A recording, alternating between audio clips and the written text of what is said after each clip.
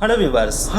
Welcome to mid mystery. மத்திய பிரதேசல இருக்கிற குர்ஜி அப்படின்ற வில்லேஜ்ல வாழ்ந்துட்டு இருக்கிற 26 வயது மிக்க இளைஞன் ஒருவர் பாத்தீங்கன்னா கல்யாணமான 2 நாள்ல மர்மமான முறையில இறந்து போயிறாரு. அவர் இறந்து போயிறாரு அப்படின்னு சொல்லிட முடியாது, கொலை செய்யப்படுறாரு. அதுவும் கொடூரமான முறையில கொலை செய்யப்படுறாரு. சோ அவரை கொலை செஞ்சது யாரு? புதுசா கல்யாணம் முடிச்ச அவரோட மனைவியா, இல்ல அவங்க வீட்டுல இருக்க யாரோ ஒருத்தரா, இல்லாட்டினா அவரை சுத்தி இருக்கிற ஏதோ ஒரு பகைதான் அவர் கொன்றுச்சா அப்படின்ற த்ரில்லிங்கான கிரைம் ஸ்டோரி தான் வீடியோல பார்க்க போறோம். இந்த ஸ்டோரியோட எண்ட்ல பாத்தீங்கன்னா நீங்களே எதிர்பார்க்காத அளவுக்கு ஒரு மிகப்பெரிய ட்விஸ்ட் இருக்கும். சோ ஸ்கிப் பண்ணாம கடைசி வரைக்கும் வீடியோ பாருங்க. வாங்க வீடியோக்குள்ள போலாம். போறதுக்கு முன்னாடி சேனலை சப்ஸ்கிரைப் பண்ணிட்டு போயிடலாம். கூடவே நம்ம Facebook and WhatsApp page follow பண்ணலாம். இது மே 12, 2021 வருஷம். இந்த ஒரு நாள்ல பாத்தீங்கன்னா மத்திய பிரதேசல இருக்க ஜபால்பூர் அப்படின்ற இடத்துல 26 வயது மிக்க சோனு படேல் அப்படின்றவருக்கும் 22 வயது மிக்க காயத்ரி படேல் அப்படின்றவங்களுக்கும் திருமணம் நடக்குது. இவங்க 2 பேரும் மிடில் கிளாஸ் ஃபேமிலி அப்படின்றனால மிடில் கிளாஸ் ஃபேமிலில எந்த அளவுக்கு கல்யாணம் சிறப்பா நடக்குமோ அந்த அளவுக்கு சிறப்பா செம்மையா அந்த கல்யாணம் நடந்து முடியுது. இதுல மணமகனும் பாத்தீங்கன்னா 2 பேரும் மேட் ஃபார் ஈச் அதர் மாதிரி பாக்குறதுக்கு செம்ம அழகா இருக்காங்க. சோ அதனாலே கல்யாணத்துக்கு வந்த எல்லாருமே பாத்தீங்கன்னா இவங்க 2 பேரும் 100 காலம் வாழணும் அப்படின்னு சொல்லிட்டு வாழ்த்திட்டும் போறாங்க.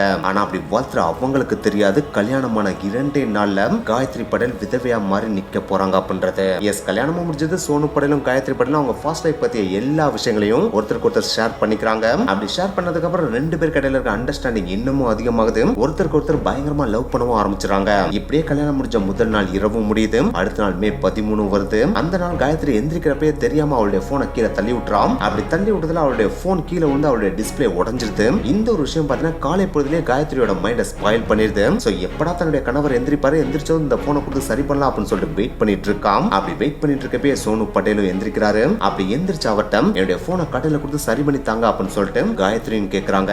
அதுக்கு சோனு படேல் உடனே எல்லாம் சரி பண்ண முடியாதமா, இன்னைக்கு எனக்கு எக்கச்சக்கமான வேலை இருக்கு, வேணா நாளைக்கு உன்னுடைய போனை கொண்டு போய் சரி பண்ணிட்டு கொண்டு வரேன் அப்படின்னு சொல்லிட்டு சாப்பிட்டு கிப்ட்டு குளிச்சுட்டு அவருடைய வேலைக்கு கிளம்பிடுறாப்ல. அப்படி சோனு படேல் போனதுக்கு அப்புறம் காயத்ரி இருக்கதும் புது வீடு, அதாவது பூந்த வீடு இல்லையா. சோ அங்க யாரோடையும் பெருசா பழகிருக்க மாட்டாங்க இல்லையா. அந்த டைம்ல இவளுக்கு இருக்க ஒரே கமெண்ட்னா அது இவளுடைய போனா தான் இருந்துச்சு. ஆனா அதுவும் இப்போ உடஞ்சனால இவன் மைண்ட் அப்செட்ல இருக்கான். சோ எப்படா அடுத்த நாள் காலையில வரும் அப்படின்னு சொல்லிட்டு வெயிட் பண்ணிட்டு இருக்காங்க. அவங்க எதிர்பார்த்த மாதிரி அடுத்த நாள் காலையும் வருது, அதாவது மே 14 வருது. அந்த நாள்ல சோனு எந்திரிச்சதுமே அவர் முன்னாடி டக்குன்னு போய் நின்று போனை நீட்டி இன்னைக்காவது என் போனை சரி பண்ணிட்டு வந்து தாங்க அப்படின்னு சொல்லிட்டு காயத்ரி கேக்குறாங்க.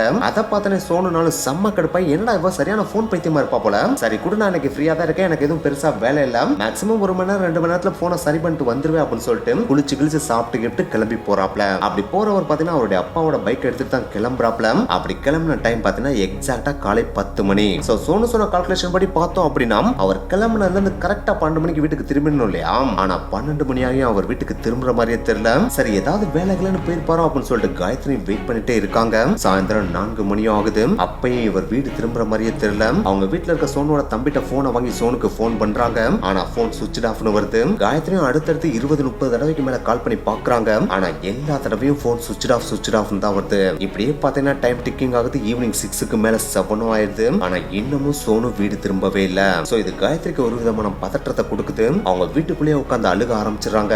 இதை பார்த்த சோனுவோட தம்பி, நீங்க ஒன்னும் பெருசா கவலைப்படாதீங்க, நான் போய் அண்ணனை தேடி பாக்குறேன், இல்லாட்டி நான் போலீஸ்ல கம்ப்ளைண்ட் பண்ணிட்டு வரேன் அப்படின்னு சொல்லிட்டு வீட்டுல இருந்து கிளம்புறாப்ல. அப்படி கிளம்புன சோனுவோட தம்பி அவரால் முடிஞ்ச அளவுக்கு அக்கம் பக்கத்துல இருக்க வீடு, சொந்தக்காரங்க வீடுன்னு சொல்லிட்டு எல்லா இடத்துலயும் தேடி பாக்குறாப்ல. ஆனா எங்கேயுமே சோனு இருக்கிற மாதிரியே தெரியல. இப்படியே இரவு 10 மணி ஆகுது. வீட்டுக்கு போன் பண்ணி சோனு திரும்ப வந்துட்டாப்ல அப்படின்னு சொல்லிட்டு கேக்குறாப்ல. அப்படி கேக்குறப்ப சோனு இன்னமும் வீட்டுக்கு திரும்பி வரல அப்படின்ற விஷயம் சோனோட தம்பிக்கு தெரிய வருது. சோ இதுக்கு மேலே நம்மளா தேடிட்டு இருந்தா அது வேலைக்கே ஆகாது, நம்ம நேரா போலீஸ் ஸ்டேஷனுக்கு போய் கம்ப்ளைண்ட் பண்ணிடுவோம் அப்படின்னு சொல்லிட்டு போலீஸ் ஸ்டேஷனுக்கு போயிட்டு என்னுடைய அண்ணனை காணோம் அப்படின்னு சொல்லிட்டு மிஸ்ஸிங் கம்ப்ளைண்ட் கொடுக்குறாப்ல. ஆனா என்னதான் சோனுவோட தம்பி இந்த மாதிரி பயம் கலந்த பதற்றத்தோட மிஸ்ஸிங் கம்ப்ளைண்ட் கொடுத்தாலும் போலீஸ் இதை பெருசா எடுத்துக்கிட்டாங்களான்னு கேட்டா கண்டிப்பா கிடையாது அப்படின்னு தான் சொல்லி ஆகணும். ஏன்னா காலையில 10 மணிக்கு வீட்டுல இருந்து போனவர் நைட்டு 10 மணி ஆகிய வீட்டுக்கு திரும்ப வரல அப்படின்றதெல்லாம் கம்ப்ளைண்ட்.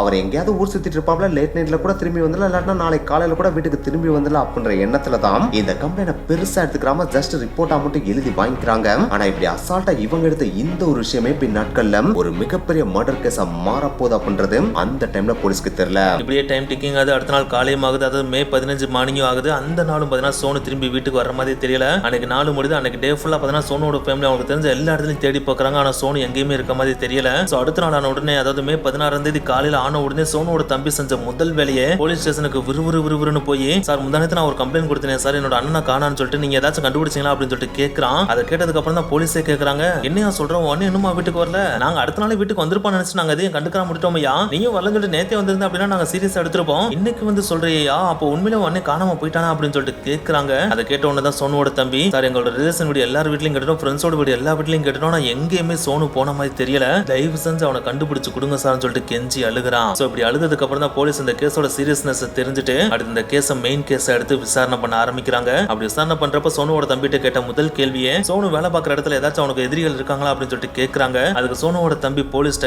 சார் என்னோட அண்ணன் ரொம்ப டீசென்டான ஆளு, அவன் யாரு கூட அந்த அளவுக்கு பெருசா பகையை வச்சுக்கவே மாட்டான், எல்லா கூட நல்லா அன்பா தான் பழகுவான், ஆளும் பாக்குறதுக்கு சாதுவா ஹேண்ட்ஸமா இருக்கிறதுனால எல்லாரும் அவன் கூட நல்லா தான் பேசுவாங்க, சோ கண்டிப்பா பகை அப்படின்ற பேர்ல யாருமே அவனை எதுவும் செஞ்சிருக்க மாட்டாங்க சார்னு சொல்லிட்டு சோனுவோட தம்பி சியூரா சொல்றான். சோ இந்த ஒரு விஷயத்தை போலீஸ் நோட் பண்ணிக்கிறாங்க. ஒன்ஸ் இதை நோட் பண்ண உடனே உங்க வீட்டுல இருக்கிற எல்லாரையும் நாங்க இன்வெஸ்டிகேட் பண்ணணும் அப்படின்னு சொல்லிட்டு சோனுவோட வீட்டுல இருக்கிற அம்மா அப்பா, சோனுவோட அக்கா அண்டு சோனுவோட ஒய்ஃப்னு சொல்லிட்டு எல்லாருமே கூப்பிட்டு தனித்தனியா இன்வெஸ்டிகேட் பண்றாங்க. அப்படி இன்வெஸ்டிகேட் பண்றப்ப சந்தேகப்படுற மாதிரியான எந்த ஒரு பதிலுமே போலீஸ்க்கு கிடைக்கிற மாதிரி தெரியல. சோ இப்ப என்னதான் பண்ண போறோம்னு சொல்லிட்டு போலீஸ் யோசிச்சுட்டு இருக்கப்பதான் சோனுவோட மனைவி போலீஸோட கண்களுக்கு படுறாங்க. அப்படி பட்டவனே சோனுவோட தம்பியை கூப்பிட்டு, உங்க அண்ணனுக்கு எப்ப கல்யாணம் ஆச்சுன்னு சொன்ன அப்படின்னு சொல்லிட்டு கேட்கறாங்க. அதுக்கு சோனுவோட தம்பி, சார் கல்யாணமான 2 நாள்லயே எங்க அண்ணன் காணாம போயிட்டா சார் அப்படின்னு சொல்லிட்டு பதில் சொல்றான். அப்படி சொன்ன உடனே போலீஸ்க்கு சோனுவோட மனைவி மேல ஒரு மாதிரி டவுட் கிரியேட் ஆகுது. அப்படி கிரியேட் ஆன உடனே சோனுவோட மனைவியை மறுபடியும் இன்வெஸ்டிகேஷன் ரூம்ல கூப்பிட்டு உட்கார வைக்கிறாங்க. அப்படி உட்கார வச்ச உடனே ஒரு பெண் போலீஸை வரவழைச்சு உங்களோட பணியில இன்வெஸ்டிகேஷன் பண்ணுங்கன்னு சொல்லிட்டு இன்வெஸ்டிகேஷன் ரூம்குள்ள அனுப்பி விடுறாங்க. அப்படி அனுப்பி உடனே மெல்ல அவங்க காயத்ரிட்ட போயிட்டு, அதாவது சோனுவோட மனைவிட்ட போயிட்டு, உங்களுக்கு சோனுக்கு கல்யாணம் ஆகி 2 நாள் தான் ஆச்சு, இந்த 2 நாள்ல உங்களுக்கு இடையில ஏதாச்சும் பெரிய பிரச்சனை கிரியேட் ஆச்சா, இல்லன்னா சந்தேகப்படுற மாதிரி சோனு எதையாச்சும் உங்ககிட்ட சொன்னானா அப்படின்னு சொல்லிட்டு கேட்கறாங்க. அப்படி கேட்கறப்ப காயத்ரி ஒரு மாதிரி பதற்றமாகறாங்க.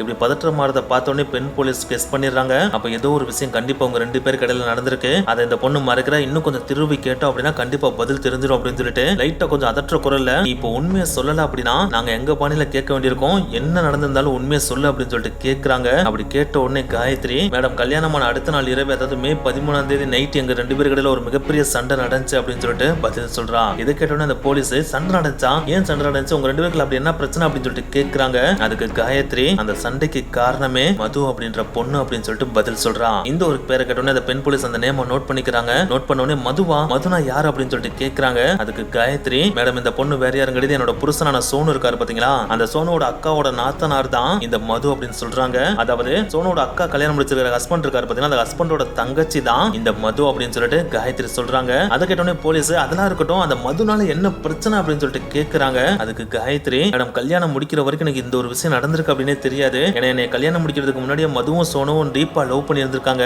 ஆனா இந்த ஒரு லவ் மேட்டர் அவர் என்கிட்ட சொல்லவே இல்ல. எங்களுக்கு கல்யாணம் முடிஞ்ச அடுத்த நாளே, அதாவது மே 13ஆம் தேதி மது என்னோட வீட்டுக்கு வந்தா. அப்படி வந்து அவ என்கிட்ட, நானும் சோனுவும் டீப்பா லவ் பண்ணோம், அவன் உன்கிட்ட இதை மறைச்சிட்டான்னு நினைக்கிறேன், சரி இப்போ நீ அவனை கல்யாணம் முடிச்சுட்டு இனிமேல் நான் அவன் பாத்துல வரமாட்டேன், அதே மாதிரி அவனும் என் சைடு வராம பாத்துக்க அப்படின்னு சொல்லிட்டு அவ என்கிட்ட வந்து சொல்லிட்டு போனா. அப்படி சொல்லிட்டு போனதுக்கு அப்புறம் தான் அன்னைக்கு நைட்டு நான் என் ஹஸ்பண்ட் நான் சோனுட்ட மதுவை பத்தி கேட்டேன். அப்படி கேட்டோன்னே அவர் செம்ம டென்ஷன் ஆயிட்டாரு. சோ அதனால அவர் என்னை பயங்கரமா திட்டுனாரு. அப்படி திட்டி முடிச்சுட்டு கொஞ்ச நேரம் கழிச்சு, நான் முன்னாடி தான் அவளை லவ் பண்ணேன், எனக்கு எப்படி கல்யாணம் முடிச்சு அதே மாதிரி அவளுக்கும் கல்யாணம் டேட் ஃபிக்ஸ் ஆயிடுச்சு, சோ அவளுக்கு எனக்கு இனிமேல் எந்த விதமான தொடர்பு இருக்காது, இனிமேல் என் லைஃப்ல இருக்கிற ஒரே பார்ட்னர் நீ மட்டும் தான், நான் உன்னை கேரிங்கா பாத்துக்கிறேன் அப்படின்னு சொல்லிட்டு என்னை சமாதானப்படுத்தினாரு. சோ அப்படி சமாதானப்படுத்தின உடனே எங்க 2 பேருக்கு இடையில இனிமேல் எந்த பிரச்சனையும் வராது, எங்களோட வாழ்க்கை இனிமேல் சுமூகமா தான் போக போகுது அப்படின்னு நினைச்சிட்டு தான் எனக்கு நைட்டு நான் நிம்மதியா தூங்கிட்டு அடுத்த நாள் காலையில எந்திரிச்சு என்னோட போனை என்னோட கணவர்கிட்ட கொடுத்தேன். அவர் அந்த போனை வாங்கிட்டு ரிப்பேர் பண்றேன்னு சொல்லிட்டு கடை வீதிக்கு போனாரு. ஆனா அப்படி போன அவர் அடுத்து திரும்பி வரவே இல்லை மேடம் சொல்லிட்டு போலீஸ் கிட்ட காயத்ரி இன்ஃபர்மேஷனை சொல்றாங்க. அப்படி சொன்ன உடனே காயத்ரி அங்கிருந்து அனுப்பிவிட்றாங்க. அப்படி அனுப்பிவிட்ட உடனே அடுத்து போலீஸோட பார்வை மது பக்கம் போகுது. அப்படி போன உடனே மதுவை இன்வெஸ்டிகேஷனுக்காக கூப்பிடுறாங்க. அப்படி கூப்பிட்ட உடனே மதுவும் போலீஸ் ஸ்டேஷனுக்கு வர்றாங்க. அப்படி வந்து அவங்ககிட்ட போலீஸ், நீங்களும் சோனு லவ் பண்ணீங்களா அப்படின்னு சொல்லிட்டு கேட்கறாங்க. அதுக்கு மது, ஆமா மேடம் சோனு கல்யாணம் பண்றதுக்கு முன்னாடி வரைக்கும் நாங்க லவ் பண்ண தான் செஞ்சோம், ஆனா இப்ப சோனுக்கு கல்யாணம் முடிஞ்சிருச்சு, சோ அதனால நான் அவனை பாக்குறதும் கிடையாது, அவன் என்ன பாக்குறதும் கிடையாதுன்னு சொல்லிட்டு சிம்பிளா பதில் சொல்லிடுறாங்க. உடனே போலீஸ், சோனு கல்யாணம் முடிச்ச 2வது நாள்ல இருந்து காணாம போயிட்டான், அவனை பத்தின இன்ஃபர்மேஷன் ஏதாச்சும் உனக்கு தெரியுமா அப்படின்னு சொல்லிட்டு கேட்கறாங்க. இதை கேட்ட உடனே மது, ஆமா மேடம் அவர் காணாம போயிட்டான்ற இன்ஃபர்மேஷன் எனக்கு ஆல்ரெடி தெரியும், ஏன்னா எங்க ஃபேமிலி அவங்க ஃபேமிலி ரொம்ப க்ளோஸான ஃபேமிலி, அவர் காணாம போயிட்டாங்கன்னு சொல்லிட்டு எல்லாருமே தேடிட்டு தான் இருக்கும், ஆனா அவர் எங்க போனான்னு சொல்லிட்டு எனக்கும் தெரியாது அப்படின்னு சொல்லிட்டு போலீஸ் பதில் சொல்றாங்க. சோ இந்த ஒரு பதில கேட்கறப்ப மது சைடுல இருந்து எந்த விதமான தப்பு இல்லன்ற மாதிரி போலீஸ்க்கு தெரிய வருது. சோ அதனாலே மது அங்க இருந்து அனுப்பி விட்டுறாங்க. அதுக்கடுத்து போலீஸ் அவங்களால முடிஞ்ச அளவுக்கு எக்கச்சக்கமான இடங்கள்ல போயிட்டு சோனு எங்கேயாச்சும் இருக்காரான்னு சொல்லிட்டு தேடி பாக்குறாங்க. ஆனா எங்க தேடி சோனுவை கண்டுபிடிக்கவே முடியல. இப்படியே நாட்கள் ஓடுது. மே மாசம் 24ஆம் தேதியும் வருது. அதாவது சோனு காணாம போய் எக்ஸாக்டா 10 நாள் ஆகுது. அந்த ஒரு 10வது நாள், அதாவது மே மாசம் 24ஆம் தேதி அர்காட் அப்படின்ற ஒரு ஃபாரஸ்ட்ல பாத்தீங்கன்னா ஒரு பைக் சிதைவடைந்த நிலையில கீழே விழுந்து கிடக்கிறத போலீஸ் கண்டெடுத்துறாங்க. அதை ஒன்ஸ் நோட் பண்ண உடனே போலீஸ் ஸ்டேஷன்ல மிஸ்ஸிங் கேஸ் ஃபைல் பண்ணிருக்கிற எல்லாருக்கும் கான்டாக்ட் பண்ணி இந்த மாதிரி ஒரு பைக் கிடைச்சிருக்கு, இது உங்களோட பைக்கான வந்து பாருங்கன்னு சொல்லிட்டு போலீஸ் இன்ஃபர்மேஷன் பாஸ் பண்றாங்க. அப்படி பாஸ் பண்ண உடனே மிஸ்ஸிங் கேஸ் கொடுத்த எக்கச்சக்க ஃபேமிலியில இருக்கிற மெம்பர்ஸ் வந்து இது எங்க பைக்கான்னு சொல்லிட்டு பார்க்க வர்றாங்க. அப்படி பார்க்க வந்ததுல சோனுவோட தம்பியும் ஒருத்தரா இருக்காரு. அவர் இந்த ஒரு பைக்கை பார்த்த உடனே, சார் இது எங்க அப்பாவோட பைக் தான் சார், கடைசி எங்க அண்ணன் இந்த பைக்கை தான் சார் எடுத்துட்டு வந்தா, அப்படி எடுத்துட்டு வந்ததுக்கு அப்புறம் தான் காணாம போனா அப்படின்னு சொல்லிட்டு போலீஸ் அழுதுட்டே சொல்றான். அப்படி சொன்ன உடனே போலீஸ் அவனை கொஞ்சம் ஆறுதல் படுத்தி, இந்த பைக் கிடைச்ச இடத்துல இருந்து கொஞ்சம் தூரத்துல எங்களுக்கு ஒரு பாடியும் கிடைச்சிருக்கு, அந்த பாடி பாடி உங்க அண்ணனோட பாடியான்னு மட்டும் பார்த்து சொல்லு அப்படின்னு சொல்லிட்டு சொல்றாங்க. இதை கேட்டோடனே சோனுவோட தம்பிங்களும் ஒரு மாதிரி பதற்றம் தொற்ற ஆரம்பிச்சிருது. சோ அந்த டைம்ல கீழே குனிஞ்ச மாதிரி அழுதுகிட்டே அந்த பாடிக்கு பக்கத்துல போறான். அப்படி பாடிக்கு பக்கத்துல போய் பாக்குறப்ப அந்த பாடியோட ஃபேஸ் கம்ப்ளீட்டா சிதைவடைஞ்சிருந்ததுனால அந்த ஃபேஸ வச்சு உன்னால ஐடென்டிஃபை பண்ண முடியல. ஆனா என்னத்தை தான் ஃபேஸ வச்சு ஐடென்டிஃபை பண்ண முடியல அப்படின்னாலும் அந்த பாடியோட ஸ்ட்ரக்சரை வச்சு பாக்குறப்ப இவன் ஓரளவுக்கு கெஸ் பண்ணிடுறா இது அவனோட அண்ணன் தான் அப்படின்றத. இருந்தாலும் இது அண்ணனா இருக்க கூடாது அப்படின்றதுக்காகவே சார் இது என்னோட அண்ணனா இருக்காது சார் அப்படின்னு சொல்லிட்டு போலீஸ் சொல்றான். அப்படி சொல்றப்ப இந்த பாடிக்கு பக்கத்துல சில ட்ரெஸ்ஸஸும் கிடைச்சிச்சுன்னு சொல்லிட்டு அந்த ட்ரெஸ்ஸஸ் வச்சிருக்கிற பாக்கெட் எடுத்து சோனுவோட தம்பிட்ட காமிக்கிறாங்க. அதை பார்த்த உடனே சோனுவோட தம்பி கதறி கதறி அழுக ஆரம்பிச்சிடறான். சோ அப்படி அவன் கதறி அழுகிறதுலே தெரியுது இது சோனுதான் அப்படின்றது. சோ ஒன்ஸ் இது சோனுதான் அப்படின்றத கன்ஃபார்ம் பண்ண உடனே அந்த பாடி அப்படியே மீட் எடுத்து போஸ்ட்மார்ட்டத்துக்காக அனுப்பி விட்டுறாங்க.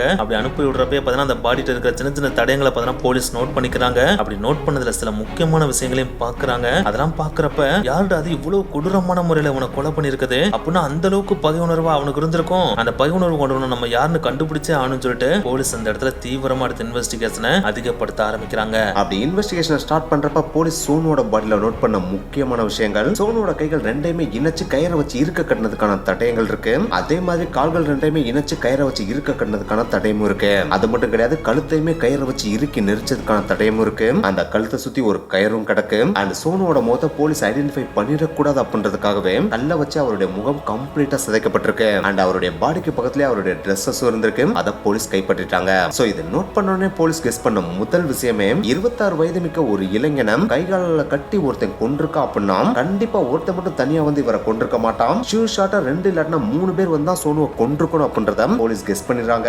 ஒன்ஸ் இதை கெஸ் பண்ணோடனே சோனுக்கு ஏதாவது எதிரிகள் இருக்காங்களா அப்படின்னு சொல்லிட்டு போலீஸ் விசாரிக்க ஆரம்பிக்கிறாங்க.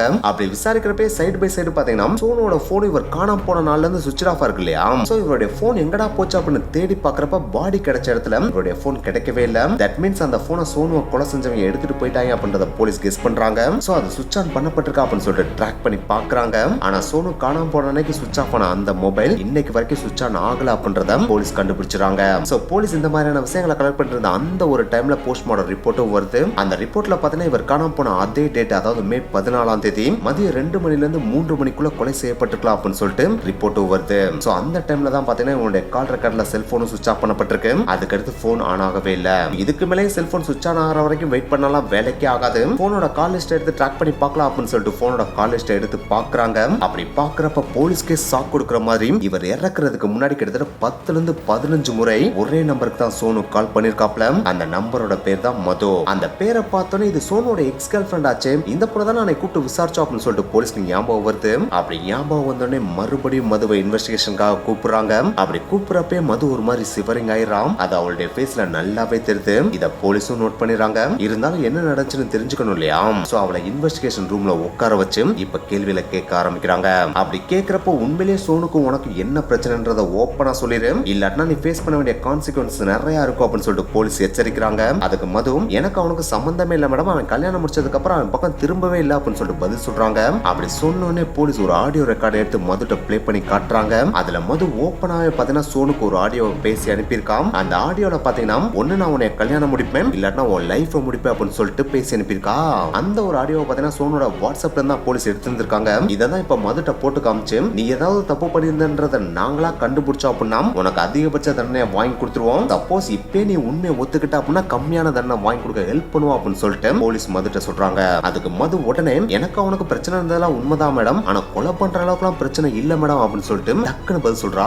அதுக்கு போலீஸ் டக்குன்னு நாங்க கொலையை பத்தி உன்கிட்ட எதுவுமே கேள்வி கேட்க ஆரம்பிக்கவே இல்லையே, நீ எதுக்கு சம்பந்தமே இல்லாம கொலையெல்லாம் பேசிட்டு இருக்க, ஒழுங்கா நடந்தது உண்மையா சொல்லு அப்படின்னு சொல்லிட்டு கேக்குறாங்க.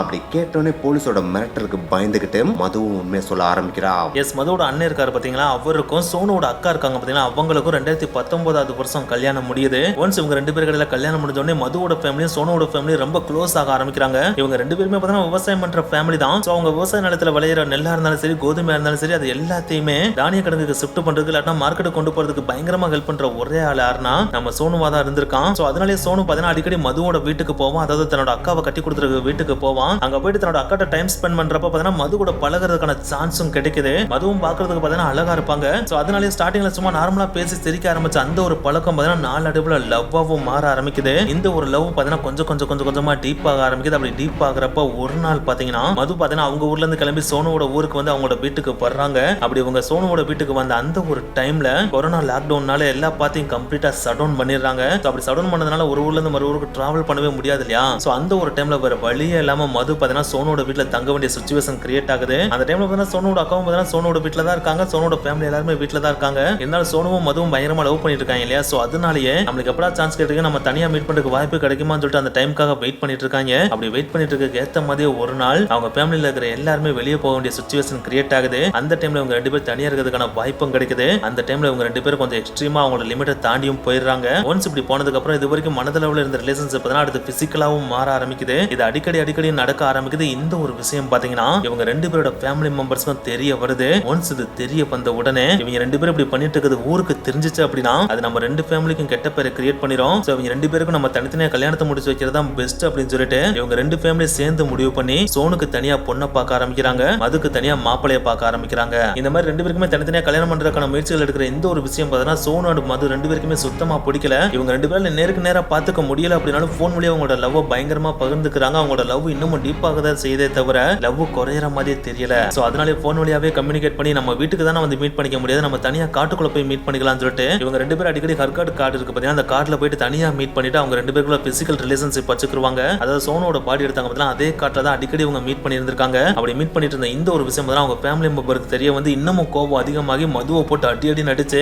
இனிமேல் நீ வீட்டை விட்டு வெளியே போக கூடாது அப்படின்னு சொல்லிட்டு அவளுக்கு அவளோட ஊர்லயே பாத்தீங்கன்னா ஒரு பையனை பார்த்து கல்யாண டேட்டையும் ஃபிக்ஸ் பண்ணிடுறாங்க. இப்படி கல்யாண டேட்டை ஃபிக்ஸ் பண்ணது அடுத்து மதுவால வெளியே வர முடியாது. அந்த ஒரு சிச்சுவேஷன் பாத்தீங்கன்னா சோனுக்கு அளவுக்கு அதிகமான கோபத்தை கிரியேட் பண்ணுது. இவன் அடுத்து சோனுக்கு பாத்தீங்கன்னா அடிக்கடி மெசேஜ் பண்ணி வா மீட் பண்ணுவோம் சொல்லிட்டு கூப்பிட்டு பாக்குறான். ஆனா மது வெளியே வர மாதிரி தெரியல. சோ அதனாலேயே செம்ம கடுப்பாகி மதுவோட வாட்ஸ்அப்புக்கு சில வீடியோஸ் அனுப்புறான். அந்த வீடியோ பார்த்தீங்கன்னா மதுவே சாக்காயிடுறாங்க. அந்த வீடியோ வேற எதுவும் கிடையாது, இவங்க ரெண்டு பேரும் தனியா இருந்தாங்க பாத்தீங்கன்னா அப்படி தனியா இருக்கிறப்ப வீடியோ எடுத்து வச்சிருந்திருக்கான். அந்த வீடியோவை தான் இப்ப மதுக்கு அனுப்பி விடுறான். அப்படி அனுப்பி விட்டு நான் சொல்றதை நீ கேட்கல அப்படின்னா நான் கூப்பிடுறப்ப நீ வரல அப்படின்னா இந்த வீடியோ நான் பப்ளிக்கா வெளியே விட்டுருவேன், ஒன்ஸ் வெளியே விட்டா உன் லைஃபே ஸ்பாயில் ஆயிரும் அப்படின்னு சொல்லிட்டு மிரட்டுறான். அந்த ஒரு மிரட்டலுக்கு பயந்து வேற வழியே இல்லாம சோனு கூப்பிடப்பலாம் சம்டைம்ஸ் மது போக வேண்டிய சிச்சுவேஷன் கிரியேட் ஆகுது. அந்த மாதிரி நடந்துட்டு இருந்த அந்த ஒரு டைம்ல பாத்தீங்கன்னா சோனுக்கும் மேரேஜ் பிக்ஸ் பண்ணி காயத்ரியோட கல்யாணம் முடிச்சு வச்சிருக்காங்க. அப்படி முடிச்சு வச்சதுக்கு அப்புறமா சோனு மதுவை விட்டுருந்தானா பிரச்சனை கிடையாது. ஆனா கல்யாணம் முடிச்ச அடுத்த நாளே, அதாவது காயத்ரியை கல்யாணம் முடிச்ச அடுத்த நாளே மதுக்கு மெசேஜ் அனுப்பி லாஸ்டா ஒரு தடவை நம்ம மீட் பண்ணலாம், தனியா மீட் பண்ணலாம், நீ எப்ப வர்ற அப்படின்னு சொல்லிட்டு கேட்கிறான். இந்த ஒரு விஷயம் மதுவை பயங்கரமா கோவப்படுத்துது. அந்த கோபத்தோட வெளிப்பாடு கல்யாணம் முடிச்ச அடுத்த நாளே காயத்ரியோட வீட்டுக்கே போய் உன் புருஷன் நானும் முன்னாடி லவ் பண்ண, இப்ப நீ கல்யாணம் முடிச்சுட்டு இனிமேல் நான் உன் பாத்துல வரமாட்டேன், உன் புருஷனை என் பாத்துல வரவிடாம பாத்துக்க அப்படின்னு சொல்லிட்டு வந்தேன். அப்படி சொல்லிட்டு வந்ததுக்கு அப்புறமும் அடுத்த நாள் எக்கச்சக்க தடவை எனக்கு கால் பண்ணி இன்னைக்கு நீ என்னை கண்டிப்பா மீட் பண்ணியே ஆகணும், சப்போஸ் நீ மீட் பண்ணல அப்படின்னா வீடியோவை வெளியிட்டுருவேன் அப்படின்னு சொல்லிட்டு ரொம்ப மிரட்டினா. சோ அந்த ஒரு மிரட்டலுக்கு பயந்துட்டு வேற வழியே இல்லாம இன்னைக்கு நம்ம மீட் பண்ணலாம் அப்படின்னு சொல்லிட்டு முடிவு பண்ணேன். ஆனா அப்படி முடிவு பண்றப்ப அவனை போட்டு தள்ளிடலாம்னு சொல்லிட்டு நான் முடிவு பண்ணேன். ஏன்னா எனக்கும் கல்யாணம் நெருங்கிட்டே இருக்கு, இவன் இந்த வீடியோஸ் எத்தனை நான் மிரட்டுவான்னு தெரியாது, அதனால இவன் கூப்பிடப்ப என்னால அட்ஜஸ்ட் பண்ணவும் முடியாது. சோ வேற வழியே இல்ல, இவனை போட்டு தள்ளலாம் சொல்லிட்டு முடிவு பண்ணேன். அதனாலேயே நாங்க எப்பயுமே மீட் பண்ற ஹர்காட் ஃபாரஸ்ட்டுக்கு வர சொன்னேன். அப்படி வர சொன்னோடனே அவனும் அந்த இடத்துக்கு வந்தா. அப்படி வந்த அந்த ஒரு டைம்ல என் கூட என்னோட மாமா பொண்ணு இருந்தா. ஆனா அவளை நான் ரோட்டுக்கு பக்கத்துல பைக்ல நிக்க சொல்லிட்டு அதுக்கடுத்து நாங்க ரெண்டு பேரும் மட்டும் தான் காட்டுக்குள்ள போனோம். அப்படி காட்டுக்குள்ள போன உடனே மறைவான பகுதியை ரீச் பண்ண உடனே என்னோட பையில இருந்து கயிறு நிறைய எடுத்தேன். அந்த கயிறு எடுத்த உடனே சோனு என்னைய பார்த்து எதுக்கு கயிறுல எடுத்து வந்த அப்படின்னு சொல்லிட்டு என்னைய ஒரு மாதிரி வினோதமா கேட்டான். அதுக்கு நான் அவன் சிரிச்சுக்கிட்டே ரொம்ப ரொமான்டிக்கா இன்னைக்கு நான் உன் கை கால்கள் எல்லாத்தையும் கட்டிடுவேன், உன்னோட கண்ணை கட்டிடுவேன், அப்படி கட்டினதுக்கு அப்புறம் தான் நம்ம ரிலேஷன்ஷிப்பே வைக்க போறோம் அப்படின்னு சொல்லிட்டு சொன்னேன். இதை கேட்ட உடனே சோனுனால சிரிச்சுட்டு ஓ இந்த மாதிரிலாம் நம்ம பண்ண போறோமா, அப்ப நீ தாராளமா கைகால கட்டு அப்படின்னு சொல்லிட்டு கட்ட விட்டான். அப்படி கட்ட விட்டு நான் அவன் கைகால் எல்லாத்தையும் கட்டிட்டு அவனோட கண்ணையும் கட்டிட்டேன். ஒன்ஸ் அப்படி அவன் கைகால் கண்ணை கட்டின உடனே பக்கத்துல இருந்த ஒரு கல் எடுத்து மண்டல சத்து நடிச்சான். அப்படி அடிச்ச உடனே அவனால வலி தாங்க முடியல, என்னடி பண்றேன்னு சொல்லிட்டு கத்துனா. அப்படி கத்துன உடனே அவனோட வாயையும் கடிச்சு போச்சு, நல்லா இருக்க கட்டிட்டு அந்த கல்லை வச்சு மண்டு என்னோட வரி திரு அளவுக்கு அவன் மண்டலே அடிச்சு அவனை கொண்டுட்டேன். அந்த டைம்ல அவனோட கைகள் ரெண்டுமே கட்டப்பட்டதுனால அவனால தப்பிக்கவே முடியல. நானும் அவனை கொலை செஞ்சு முடிச்சுட்டேன். அப்படி ஒன்ஸ் கொன்ற உடனே அவன் கைகளில் கட்டிருந்த ரெண்டு கயிறையும் எடுத்துட்டு அவனோட போனையும் எடுத்துக்கிட்டேன். அது எல்லாத்தையும் என்னோட பேக்ல போட்டு வீட்டுக்கு கொண்டு போய் எரிச்சிட்டு அந்த சாம்பலை திருப்பி வெளியே போட்டுட்டேன். அதுக்கப்புறம் அவனோட பைக்கை நானும் என்னோட அத்தை மூலம் மலையில இருந்து கீழே உருட்டி விட்டுட்டோம் அப்படின்னு சொல்லிட்டு மது நடந்ததை சொல்லி முடிக்கிறான். இந்த ஒரு விஷயத்தை கேட்டோன்னே போலீஸே சாக்காயிடுறாங்க. சிங்கிளால ஒரு பொண்ணே போயிட்டு ஒருத்தனோட கைகளில் கட்டி போட்டு ஒருத்தனை கொண்டிருக்கா அப்படின்னா எந்த அளவுக்கு இவன் டார்ச்சர் கொடுத்துருப்பான் அப்படின்னு சொல்லிட்டு போலீஸால உணர முடியுது. இருந்தாலும் மது பண்ணது ஒரு மிகப்பெரிய கொலை இல்லையா, அதை சாதாரணமா விட்டுற முடியாது இல்லையா. சோ அதனாலேயே மதுவை கூட்டு போய் கோர்ட்ல நிப்பாட்டி ஐபிசி செக்ஷன் 302 படி பார்த்தீங்கன்னா அவங்களுக்கு தண்டனையை வாங்கி கொடுத்துறாங்க. அது மதுக்கு மட்டும் கிடையாது, மது கூடிய அந்த கொலைக்கு உடனே இருந்த மதுவோட அத்தை பொண்ணு இருக்காங்க பாத்தீங்களா, அவங்களுக்கும் தண்டனை வாங்கி கொடுத்துறாங்க. சோ இப்படிதான் பாத்தீங்கன்னா இந்த ஒரு கதை முடியவும் செய்யுது. சோ இந்த ஒரு ரியல் இன்சிடென்ட் பத்தி உங்களுடைய கருத்துக்களையும் கீழே மறக்காம கமெண்ட் பண்ணுங்க. ஓகே காஸ், நெக்ஸ்ட் வீடியோல மீட் பண்ணலாம். பை.